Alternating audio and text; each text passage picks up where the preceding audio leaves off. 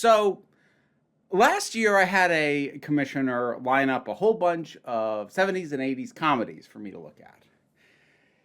Well, they're back, and this year it's 70s and 80s movies, but not comedies. It's a bit more of a mix. And we're going to kick it off, I think, kind of fittingly to rhyme with that previous string of commission reviews. We are going to kick it off with a look at the film, or at least the first film in the series that was a very heavy inspiration for Airplane, which is what I think that's what I kicked off the previous one with. I did it in the mix in any case. Airport. Now, I didn't really know anything about this one other than the fact that it was one of the main inspirations for Airplane. Looking into it, apparently it was nominated for a whole bunch of Oscars and won for Best Supporting Actress. I think the Zucker brothers and Abrams, I get why they saw this and saw a real ripe target for mockery. Now, you would probably ultimately classify this as a disaster movie. I'm not sure I would. I think I would classify this as a boring drudge of a day in the office drama that has a mini disaster movie in it towards the very end. Look, I'm just going to spoil this thing because I don't care. Like, if this thing mattered to you, I think you probably would have gotten around to it. And I'm certainly not going to recommend it. But this thing is about 2 hours and 15 minutes long. And it doesn't really kick off in terms of anything exciting happening for an hour and a half. And if you're thinking, oh, well, are they spending that time like building the tension? You know, the way something like Dante's Inferno slowly builds to the eventual eruption of the volcano. Well, sort of, technically, but no, it completely fails at it. And the fact that I'm citing Dante's Inferno as the better execution of a disaster movie should be telling you a lot. Dante's Inferno actually isn't a bad movie. But like, it ain't great cinema, and this is worse. So this thing is such a boring, droning drudge of a film.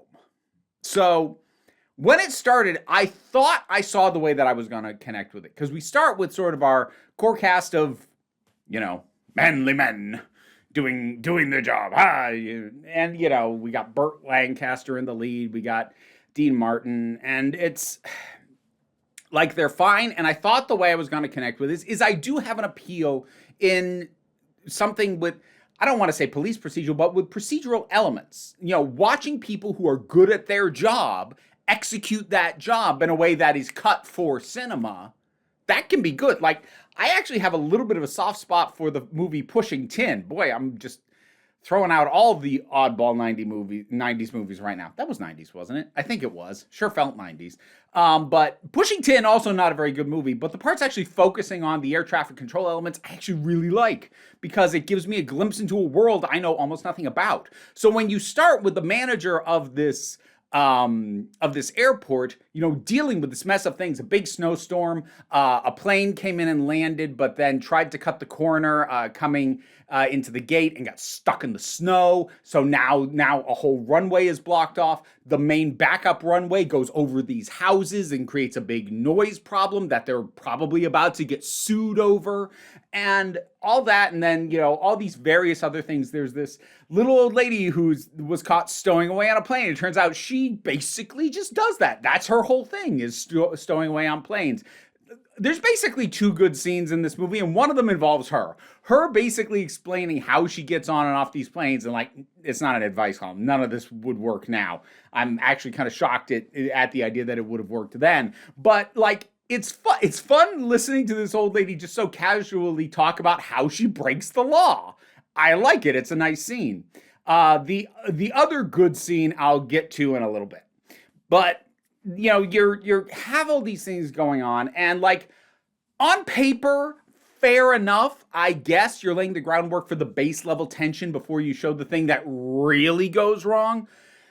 Except that in between the things I just listed, which is the kind of stuff that I think would work as decent build for either a workplace, boy, what a heck of a day this is drama, and or the build up to a disaster moment in a disaster movie, is derailed by how much of it is tied up in the women in these men's lives. Now, I don't use this term lightly, but the misogynistic way that this thing depicts women, and it probably, the movie itself certainly doesn't think it is, because, well, there is a woman who is, on paper, treated as being on kind of equal footing or close to it with Burt Lancaster's character.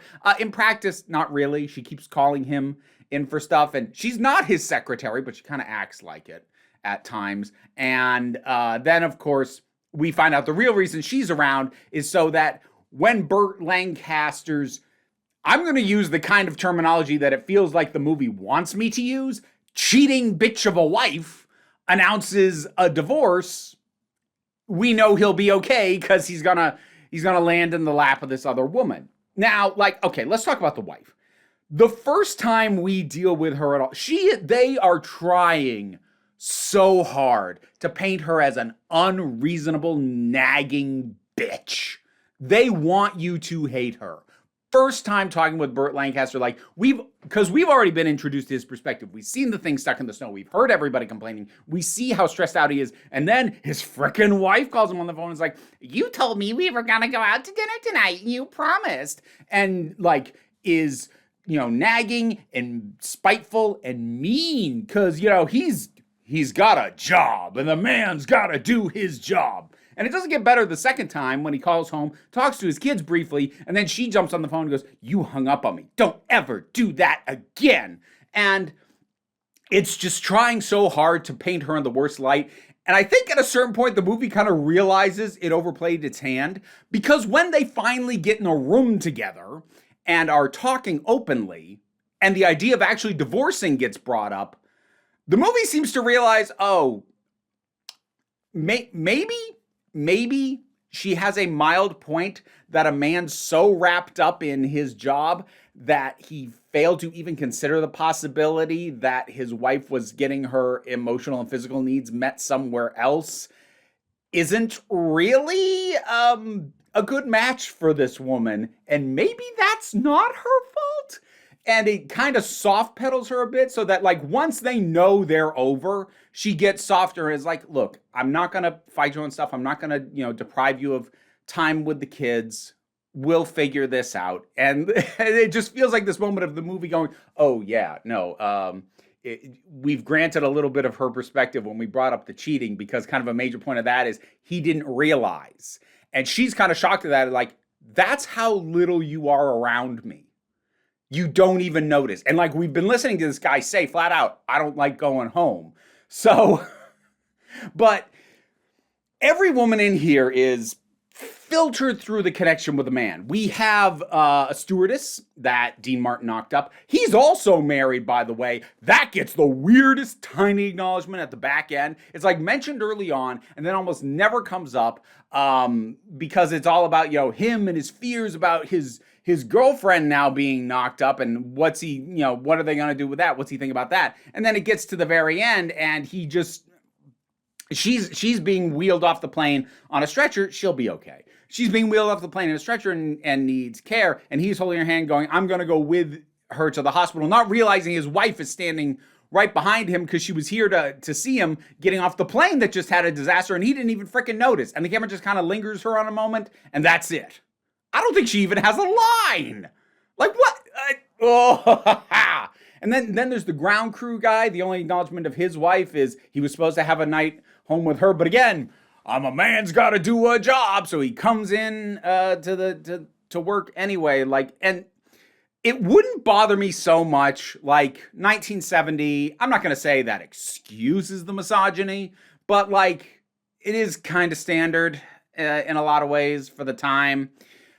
Except it eats up so much goddamn screen time. Okay, so the actual disaster that happens in this is there is a guy with a bomb in his little carry-on, and it is his intention to blow it up over the ocean so that his wife can collect life insurance that he bought right before getting on the plane. Because yeah, that's gonna pan out well.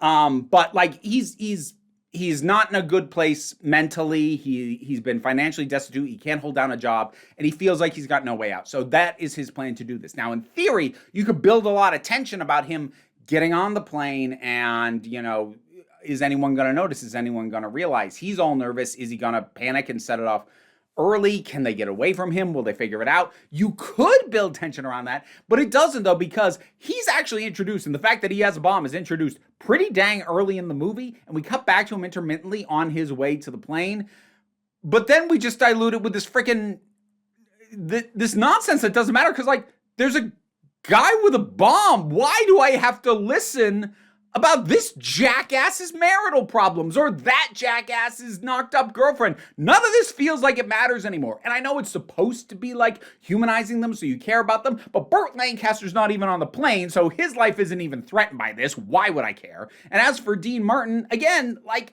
he seems way more just thrown off at the possibility of being a father. His actual emotional connection with this woman seems a little thin at best, and by the fact that this stuff makes up the bulk of the runtime, it takes the wind out of any possible tension from the frickin' bomb. So the other one good scene is when they know he has a bomb, they try to get it away from him, they don't succeed, and he's like standing in the aisle threatening to set it off, and Dean Martin tries to talk him down.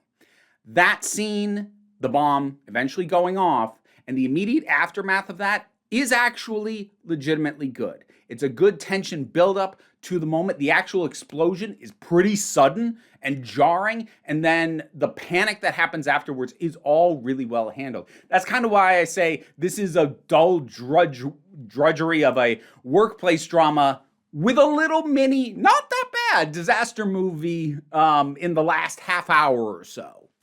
But, oh, it's a slog getting there. How is this thing over 2 hours? Oh God, it is such a drag. I ended up, I was talking to my mother and I mentioned I had to watch this, and what she said about it was like, oh yeah, you see, movies like that were why James Bond was such a big hit. It was misogynistic too, but at least it was exciting. But yeah, this thing spawned 2 sequels. 3 sequels? Multiple sequels. It's so goddamn boring. And like, the performances are fine for what they are, but good grief. Oh no. Honey, no. But the thing is, like I said at the very beginning, I get why they saw a lot of potential for mockery, because like how deadpan so much of it is, even after the disaster happens, how deadpan like all the air traffic controllers and everybody else is, so ripe for mockery. All the technical jargon, oh yeah, you can have a lot of fun with that. There were so many opportunities to insert so many jokes, and they didn't miss a single one when they made Airplane. So yeah, if I was a comedically minded person, I would definitely look at this and go, oh, we could have a field day with this. And I'm glad somebody did, because yeesh. Airport. You ever see this thing?